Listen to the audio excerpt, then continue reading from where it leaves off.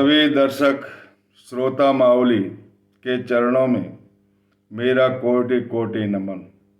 मैं आपका पूजन करता हूँ, आरती उतारता हूँ और विजय तिलक लगाता हूँ। हे बेटा बेटी, अपने अपने सदगुरु माता पिता के, ये चौथा कलशो अध्याय है साईनाथ गुरु का। अपने गुरु से इन्हें भिन्न नहीं समझो। मैं जैसे आपके गुरु को अपने गुरु से भिन्न नहीं समझता, वैसे ही उनके स्वर्ण अमृतमय कलश को, ये कलशो अध्याय चौथा अध्याय है, इसकी कथा हूबहू जो हेमांत पंत ने प्रकाशित किया है, प्रज्वलित किया है इस स्वर्ण कलश को, उसके प्रकाश में आपका जीवन निखरने वाला है।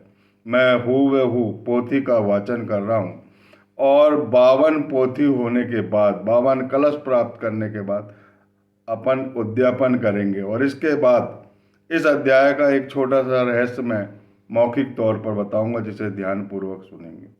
बोलिए सच्चिदानंद सदगुरु साईनाथ महाराज की जय। अध्याय 4, श्री साईं बाबा का शिरडी में प्रथम आगमन। संतों का अवतार कार, पवित्र तीर्थ शिरडी, श्री साईं बाबा का व्यक्तित्व, गौली बुआ का अनुभव, श्री विट्ठल का प्रकट होना, श्री चीर सागर की कथा, दासगणों का प्रयाग स्नान और श्री साईं बाबा का शिरडी में प्रथम आगमन 3 वाड़े। संतों का अवतार कार। भगवद गीता में भगवान श्री कृष्ण कहते हैं कि जब जब धर्म की हानि होती है और अधर्म की वृद्धि होती है, तब मैं अवतार धारण करता हूँ। धर्म स्थापन, दुष्टों का विनाश तथा साधु जनों के परित्राण के लिए मैं युग युग से जन्म लेता हूँ। साधु और संत भगवान के प्रतिनिधि स्वरूप होते हैं।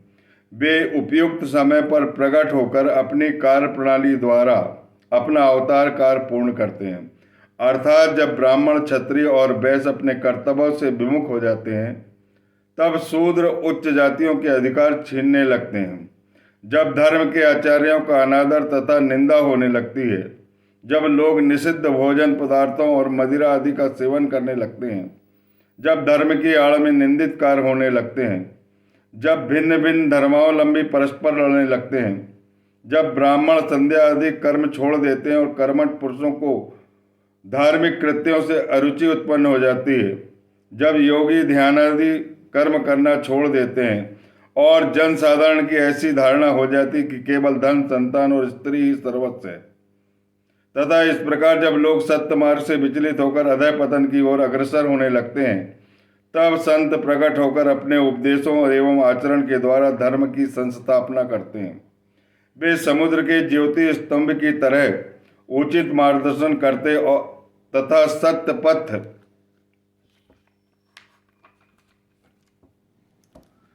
पर चलने को प्रेरित करते। इसी मार्ग पर अनेक संत, निवृत्तिनाथ, ज्ञानदेव, मुक्ताबाई, नामदेव, गौरा गुणाई, एकनाथ, तुकाराम, नरहरि, नरसिंह भाई, सज्जन कसाई, सावता माली और रामदास तथा कई अन्य संत सत्य मार्ग का दिग्दर्शन कराने हेतु भिन्न भिन्न अवसरों पर प्रकट हुए और इन सब के पश्चात शिरडी में श्री साईं बाबा का अवतार हुआ। पवित्र तीर्थ शिरडी। अहमदनगर जिले में गोदावरी के तट बड़े ही भाग्यशाली हैं, जिन पर अनेक संतों ने जन्म धारण किया और अनेकों ने वहां आश्रय पाया। ऐसे संत में श्री ज्ञानेश्वर महाराज प्रमुख थे। शिरडी अहमदनगर के राहता तालुका में है। गोदावरी नदी पार करने के पश्चात मार्ग सीधा शिरडी को जाता है। 8 मील चलने पर जब आप नीम गांव पहुंचेंगे तो वहां शिरडी दृष्टिगोचर होने लगती है। कृष्णा नदी के तट पर अन्य तीर्थ स्थान गानगापुर, नरसिंहबाड़ी, औटुम्बुर के समान ही शिरडी प्रसिद्ध तीर्थ है। जिस प्रकार दामोजी ने मंगल वेड़ा को, समर्थ रामदास ने सज्जनगढ़ को, दत्त अवतार श्री नरसिंह सरस्वती ने वाड़ी को पवित्र किया, उसी प्रकार श्री साईनाथ ने शिरडी में अवतीर्ण होकर उसे पावन बनाया। श्री साईं बाबा का व्यक्तित्व।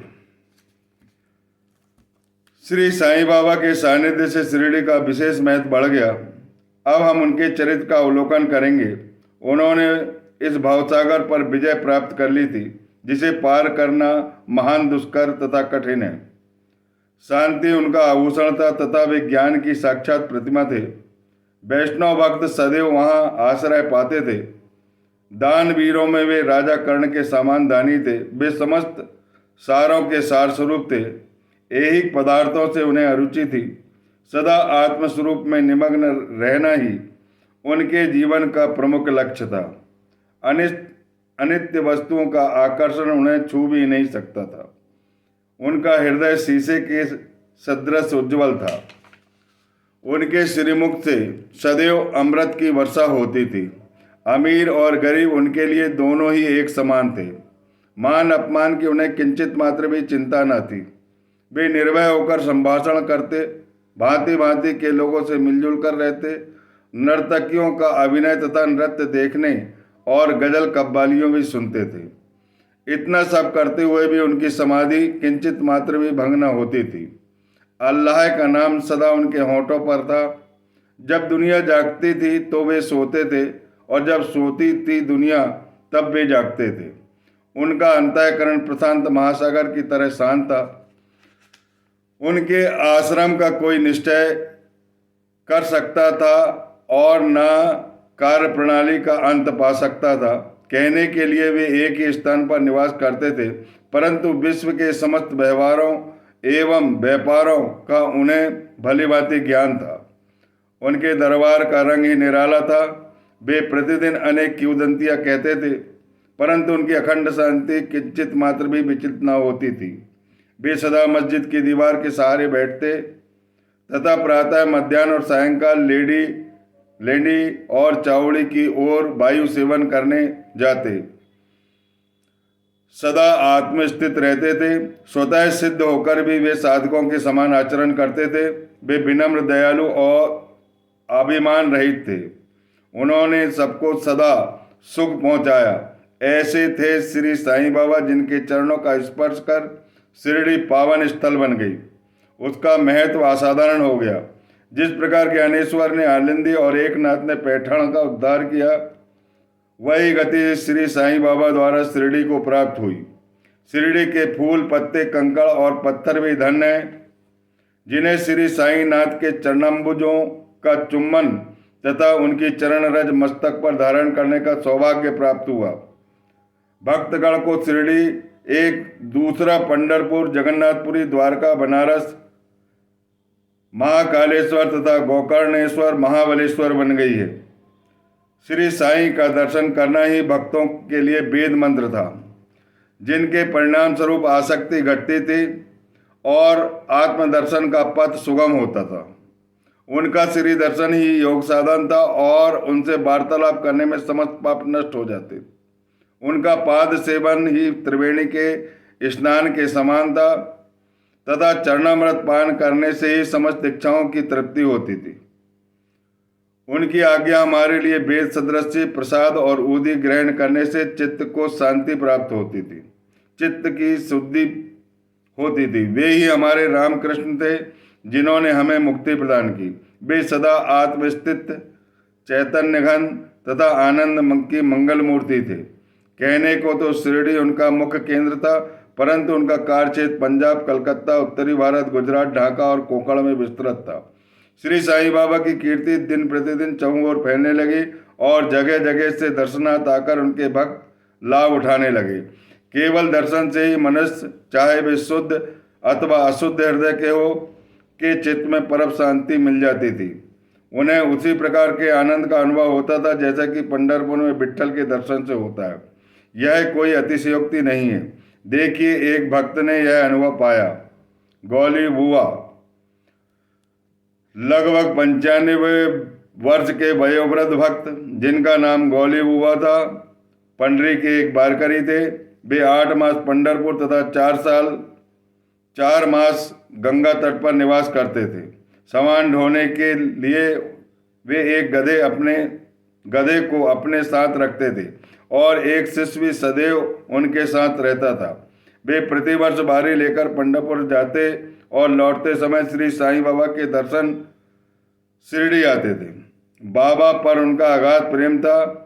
वे बाबा की ओर एकटक निहारते और कह उठते थे, ये तो श्री पंढरीनाथ श्री विट्ठल के अवतार है, जो अनाथ के नाथ दीन दयालु दीनों के नाथ हैं। गौली बुआ श्री विठोबा के परम भक्त थे। उन्होंने अनेक बार पंढरी की यात्रा की तथा प्रत्यक्ष अनुभव किया कि श्री साईनाथ सचमुच में पंढरीनाथ हैं। स्वयं विट्ठल प्रकट हुए। श्री साईं बाबा की ईश्वर चिंतन भजन में विशेष अभिरुचि थी। वे सदैव अल्लाह मालिक पुकारते तथा भक्तों से कीर्तन सप्ताह कराते थे। इसे नाम सप्ताह भी कहते हैं। एक बार उन्होंने दासगणों को कीर्तन सप्ताह करने की आज्ञा दी। दासगणों ने बाबा से कहा, बाबा आपकी आज्ञा मुझे सिरोधार है, परंतु इस बात का आश्वासन मिलना चाहिए कि सप्ताह के अंत में भगवान विट्ठल अवश्य प्रकट होंगे, परंतु साथ ही भक्तों में श्रद्धा और तीव्र उत्सुकता का होना अनिवार्य है। ठाकुर की डंकपुरी, विट्ठल की पंढरी, रणछोड़ की द्वारका यही है। किसी को दूर जाने की आवश्यकता नहीं है। क्या विट्ठल कहीं से बाहर से थोड़ी आएंगे, ये यहीं विराजमान है। जब भक्तों में प्रेम और भक्ति का स्रोत प्रभावित होगा तो विट्ठल स्वयं ही प्रकट हो जाएंगे। सप्ताह समाप्त होने के बाद विट्ठल भगवान इस प्रकार प्रकट हुए। काका साहब दीक्षित सदियों की भांति स्नान करने के पश्चात जब ध्यान करने लगे तो उन्हें साक्षात विट्ठल के दर्शन हुए। दोपहर के समय जब वे बाबा के दर्शनार्थ मस्जिद पहुंचे तो बाबा ने उनसे पूछा, क्यों विट्ठल पाटिल तुम्हारे ध्यान में आए थे क्या? वे बहुत चंचल है, उनको दृढ़ता से पकड़ लो। यदि थोड़ी सी असावधानी की तो बचकर निकल जाएंगे। यह प्रातः काल की घटना थी और दोपहर के समय उन्हें पुनः दर्शन हुए। उसी दिन एक चित्र बेचने वाला विठोबा के 25-30 चित्र लेकर वहां बेचने आया। यह चित्र ठीक वैसा ही था जैसा कि काका साहब दीक्षित को ध्यान में दर्शन हुए थे। चित्र देखकर और बाबा के शब्दों का स्मरण कर काका साहब को बड़ा विस्मय, आश्चर्य और प्रसन्नता हुई। उन्होंने एक चित्र सहर्ष खरीद लिया और उसे अपने देवघर में स्थापित कर लिया। ठाणा के अवकाश प्राप्त मामलतदार श्री बेबी देव ने अपने अनुसंधान के द्वारा प्रमाणित कर दिया है कि शिरडी पंढरपुर की परिधि में आता है। दक्षिण में पंढरपुर श्री कृष्ण का प्रसिद्ध स्थान है, अतः शिरडी ही द्वारका है। साईं लीला पत्रिका भाग 12 अंक 1-2 के अनुसार द्वारका की एक और व्याख्या सुनने में आई, जो कि के नारायण अय्यर द्वारा लिखित भारतवर्ष का स्थायी इतिहास में स्कंद पुराण में उद्धृत की गई है। वह इस प्रकार है, चतुर्वर्णामपि वर्गाणाम यत्र द्वारिणी सर्वतः अतो द्वारावतीत्युक्ता विद्विधि भस्वत वाधिवी। जो स्थान चारों वर्णों के लोगों को धर्म अर्थ काम मोक्ष के लिए सुलभ हो, दार्शनिक लोग उसे द्वारका के नाम से पुकारते हैं। शिरडी में बाबा की मस्जिद केवल चारों वर्णों के लिए नहीं अपितु दलित, अस्पृश्य और भागोजी शिंदे जैसे कोड़ी आदि सबके लिए खुली थी। अतः शिरडी को द्वारका कहना ही सर्वथा उचित है। भगवंतराव क्षीरसागर की कथा। श्री विट्ठल पूजन में बाबा को कितनी रुचि थी, भगवंतराव क्षीरसागर की कथा से स्पष्ट है। भगवंतराव के पिता विठोबा के परम भक्त थे, जो प्रतिवर्ष पंढरपुर की वारी लेकर जाते थे। उनके घर में विठोबा की एक मूर्ति थी जिसकी वे नित्य प्रति पूजा करते थे। उनकी मृत्यु के पश्चात उनके पुत्र भगवंतराव ने वारी, पूजन, श्राद्ध इत्यादि समस्त कर्म करना छोड़ दिया। जब भगवंतराव शिरडी आए तो बाबा उन्हें देखते ही कहने लगे, इनके पिता मेरे परम भक्त थे, मेरे मित्र थे, इसी कारण मैंने इन्हें यहाँ बुलाया हूँ। इन्होंने कभी नैवेद्य अर्पण नहीं किया, मुझे और विठोबा को भूखा मारा है, इसीलिए मैंने उन्हें यहाँ आने को प्रेरित किया और अब मैं हठ पूर्वक उन्हें पूजा में लगा दूंगा। दासगणों का प्रयाग स्नान। गंगा यमुना नदी के संगम पर प्रयाग प्रसिद्ध और पवित्र तीर्थ स्थान है। हिंदुओं की ऐसी भावना है कि वहाँ पर स्नान आदि करने से समस्त पाप नष्ट हो जाते हैं। इसी कारण प्रत्येक वर्ष सहस्त्र भक्तगण वहाँ जाते हैं और स्नान का लाभ उठाते हैं। एक बार दासगणु महाराज ने भी वहाँ जाकर स्नान करने का निश्चय किया। इस विचार से वे बाबा से आज्ञा लेने उनके पास आए। बाबा ने कहा, इतनी दूर व्यर्थ भटकने की क्या आवश्यकता है? अपना प्रयाग तो यही है, मुझ पर विश्वास करो। आश्चर्य, महान आश्चर्य! जैसे ही दासगणु बाबा के चरणों पर नत हुए तो बाबा के श्री चरणों से गंगा यमुना की धारा वेग से प्रवाहित होने लगी। यह चमत्कार देखकर दासगणु का प्रेम और भक्ति उमड़ पड़ी। आंखों से अश्रु की धारा बहने लगी। उन्हें कुछ अंतः स्फूर्ति हुई और उनके मुख से श्री साईं बाबा की स्तोत्र स्विनी स्वतः प्रभावित होने लगी। श्री साईं बाबा का शिरडी में प्रथम आगमन। श्री साईं बाबा के माता पिता, उनके जन्म और स्थान का किसी को भी ज्ञान नहीं है। इस संबंध में बहुत छानबीन की गई। बाबा से तथा अन्य लोगों से भी इस विषय में पूछताछ की गई, परंतु कोई संतोषप्रद अथवा सूत्र हाथ नहीं लगा। यथार्थ में हम लोग इस विषय में सर्वथा अनभिज्ञ हैं। नामदेव और कबीरदास जी का जन्म अन्य लोगों की भांति नहीं हुआ था। वे बाल रूप में प्रकृति की गोद में पाए गए थे। नामदेव भीमरती नदी के तीर पर गोनाई और कबीर भागीरथी नदी के तीर पर तमाल को पड़े हुए मिले थे। और ऐसा ही श्री साईं बाबा के संबंध में था। वे शिरडी में नीम वृक्ष के तले 16 वर्ष की तारुण्य अवस्था में स्वयं भक्तों के कल्याणार्थ प्रकट हुए थे। उस समय भी वे पूर्ण ब्रह्मज्ञानी प्रतीत होते थे। स्वप्न में भी उनको किसी लौकिक पदार्थों की इच्छा नहीं थी। उन्होंने माया को ठुकरा दिया और मुक्ति उनके चरणों में लौटती थी। शिरडी ग्राम की एक वृद्ध स्त्री नाना चौबदार की माँ ने इस प्रकार वर्णन किया। एक तरुण, स्वस्थ, फुर्तीला तथा अति रूपमान बालक सर्वप्रथम नीम वृक्ष के नीचे समाधि में लीन दिखाई पड़ा। सर्दी और गर्मी की उसे किंचित मात्र भी चिंता नहीं है। उन्हें इतनी अल्प आयु में इस प्रकार कठिन तपस्या करते देखकर लोगों को महान आश्चर्य हुआ। दिन में वो किसी से भेंट नहीं करते थे और रात्रि में निर्भय होकर एकांत में घूमते थे। लोग आश्चर्यचकित होकर पूछते फिरते थे कि इस युवक का कहाँ से आगमन हुआ है। उनकी बनावट तथा आकृति बहुत सुंदर थी। एक बार देखने मात्र से लोग आकर्षित हो जाते थे। वे सदा नीम वृक्ष के नीचे बैठे रहते थे और किसी के द्वार पर न जाते थे। यद्यपि वे देखने में युवक प्रतीत होते थे, परंतु उनका आचरण महात्माओं के सदृश था। वे त्याग और वैराग्य की साक्षात प्रतिमा थे। एक बार एक आश्चर्यजनक घटना हुई। एक भक्त को भगवान खंडोबा का संचार हुआ। लोगों ने शंका निवारणार्थ उनसे प्रश्न किया, हे देव, कृपया बतलाइए, यह किस भाग्यशाली पिता की संतान है और इनका कहाँ से आगमन हुआ है। भगवान खंडोबा ने एक कुदाली मंगाई और निर्दिष्ट स्थान पर खोदने के लिए संकेत किया। जब वह स्थान पूर्ण रूप से खोदा गया तो वहाँ एक पत्थर के नीचे ईंट पाई गई।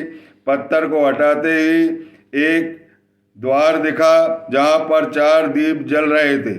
इन दरवाजों का मार्ग एक गुफा में जाता है जो गौमुखी आकार की इमारत, लकड़ी के तख्ते, मालाएं आदि दिखाई पड़ी। भगवान खंडोबा कहने लगे कि इस युवक ने इस स्थान पर 12 वर्ष तपस्या की, उसके बाद यह प्रकट हुआ है। तब लोग युवक से प्रश्न करने लगे, परंतु उसने यह कहकर बात टाल दी कि यह मेरे श्री गुरुदेव की पवित्र भूमि है, अतएव मेरा पूज्य स्थान है। तब लोगों ने उस दरवाजे को पूर्णतः बंद कर दिया। जिस प्रकार अश्वत्थ तथा औदुंबर वृक्ष पवित्र माने जाते हैं, उसी प्रकार बाबा ने भी इस नीम वृक्ष को उतना ही पवित्र माना और प्रेम किया। महलसापति तथा शिरडी के अन्य भक्त इस स्थान को बाबा के गुरु स्थान मानकर सदैव नमन किया करते थे।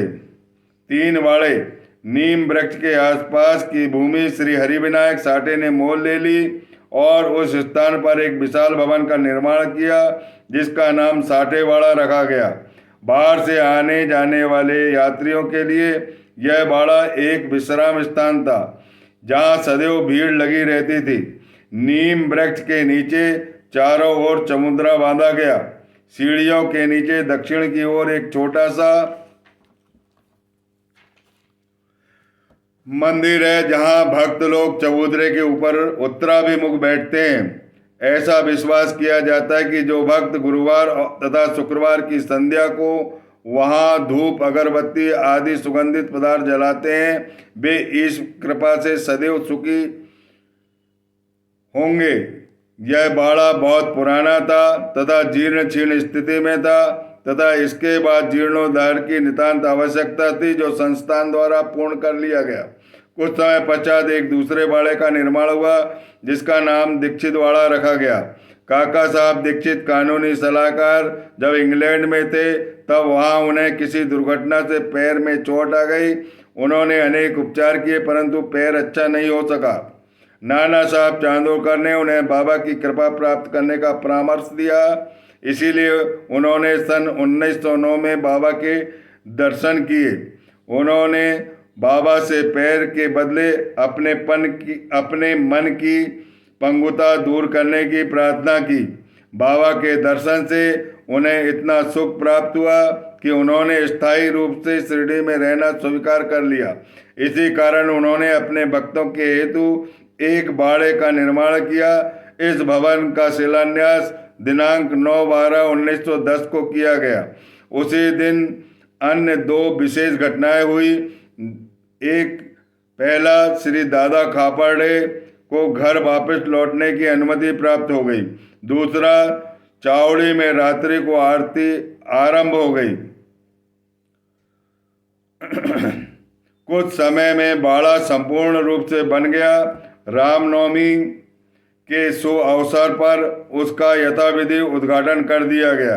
इसके बाद एक और बाड़ा मानो एक शाही भवन नागपुर के प्रसिद्ध श्रीमंत बूटी ने बनवाया। इस भवन के निर्माण में बहुत सी धनराशि लगाई गई। उनकी समस्त निधि सार्थक हो गई क्योंकि बाबा का शरीर अब वहीं विश्रांति पा रहा है और फिलहाल वह समाधि मंदिर के नाम से विख्यात है। इस मंदिर के स्थान पर पहले एक बगीचा था जिसमें बाबा स्वयं पौधे को सींचते थे और उनकी देखभाल किया करते थे। जहाँ पहले एक छोटी सी कुटी भी नहीं थी वहाँ 3-3 बाड़े का निर्माण हो गया। इन सब में साठेवाड़ा पूर्व काल से बहुत उपयोगी था। बगीचे की कथा, बामन तात्या की सहायता से स्वयं बगीचे की देखभाल, शिरडी से साईं बाबा की अस्थायी अनुपस्थिति तथा चांद पाटिल की बारात में पुनः शिरडी में लौटना, देवीदास, जानकीदास और गंगागीर की संगति, मोहिउद्दीन तमोली के साथ कुश्ती, मस्जिद में निवास और श्री ढेंगले व अन्य भक्तों पर प्रेम तथा अन्य घटनाओं का अगले अध्याय में वर्णन किया जाएगा। श्री सद्गुरु साई नाथार्पणमस्तु। शुभम भवतु। बोलिए सच्चिदानंद सद्गुरु साईनाथ महाराज की जय। हे बेटा बेटियों, ये चौथे अध्याय में साईनाथ महाराज का जो प्रकटीकरण है वो प्रकटीकरण जो भी लोग सुनेंगे उनके घर में भगवान स्वयं प्रकट होकर उनकी समस्त कठिनाइयाँ दूर करेंगे। इसलिए इस कलश यात्रा में, इस अमृत पान में हमेशा अपना साथ और योगदान और अपने श्रवण और इंद्रियों को पवित्र कीजिए और अंतर्मुखी बन के आत्मा के पूजक बनिए।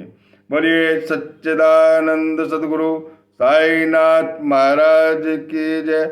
अगले वीडियो में इस चौथे अध्याय का सारांश बताया जाएगा।